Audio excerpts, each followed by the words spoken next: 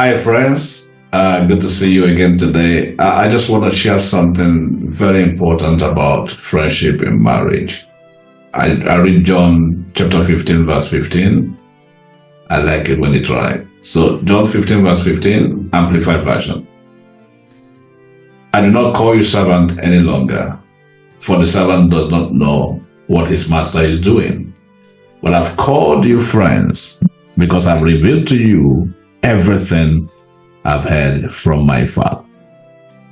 So now Jesus speaking here gave us a very important principle in friendship. He was talking about his disciples, and he said, I no longer call you servants, I now call you friends.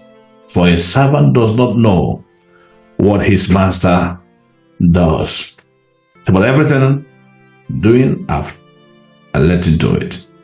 So the important thing to note is this: if you are married and your spouse does not know what you are doing, it simply means he or she is a servant to you. No matter how you try to color it, once he or she does not know what you're doing, then you are simply treating them as servants. So your spouse must know what you are doing. And by the way, we're talking about the ideal situation. That is what God expects us to experience in our marriages. That is what friendship is all about. You see, there was a time Jesus looked at them as servants, but what signaled the migration to a deeper level of commitment, friendship, is that he became vulnerable. He was able to communicate with them what his Father tells him. So it's amazing that we're in an age where people are married, and you find that a particular couple, for example, the spouse can build a house from the foundation to completion, and the other spouse is not aware. And this is because of some of the faulty,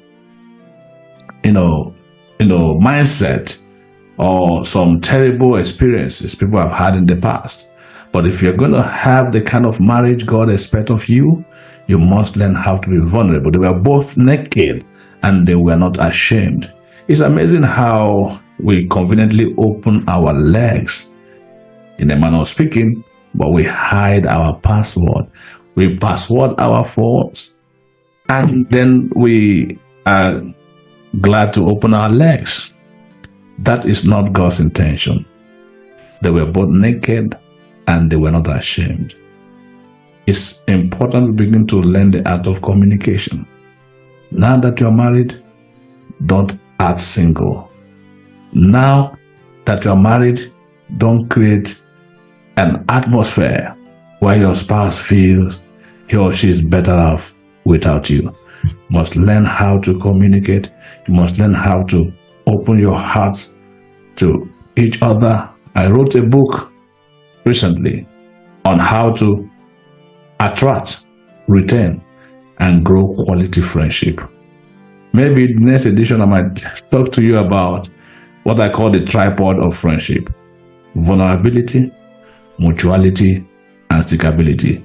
What I just want you to note today is that if you are not vulnerable around your spouse, if you don't let him or her into what you are doing, then you are simply treating that person as a servant.